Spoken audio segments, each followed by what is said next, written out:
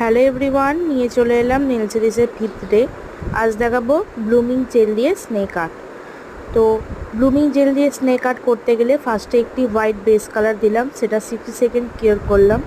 Cure করার পরে আবার সেম হোয়াইট বেস কোড দিলাম, আবার 60 সেকেন্ড কিওর করে নিলাম। তার উপর ব্লুমিং জেল অ্যাপ্লাই করতে হবে। ব্লুমিং জেলটা ভালোভাবে অ্যাপ্লাই করে, আচ্ছা এটা আর এক রকমভাবেও করা যায়, ডাস্ট কালার দিয়ে। আবার ডাস্ট যে সিঙ্গেল কালার পাওয়া যায়, ওই কালার দিয়েও করা যায়। আমি পলিশের কালার দিয়েই দেখালাম।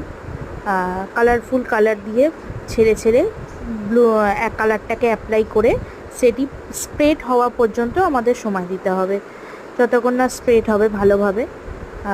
তা তো 3-4 রকম কালার দিয়ে করেছি, স্প্রেড হওয়া পর্যন্ত ওয়েট করেছি। তারপরে ওটিকে আবার 60 সেকেন্ড কিওর করে নিতে হবে।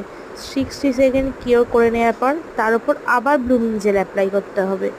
তো আমরা আবার ব্লুমিং জেল অ্যাপ্লাই করলাম।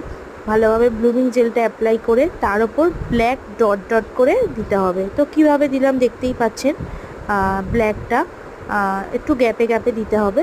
তো ওটাও স্প্রেড হওয়া পর্যন্ত একটু ওয়েট করতে হবে। স্প্রেডটা খুব তাড়াতাড়ি হয়, কিন্তু আমাদের তাও ওয়েট করতে হবে।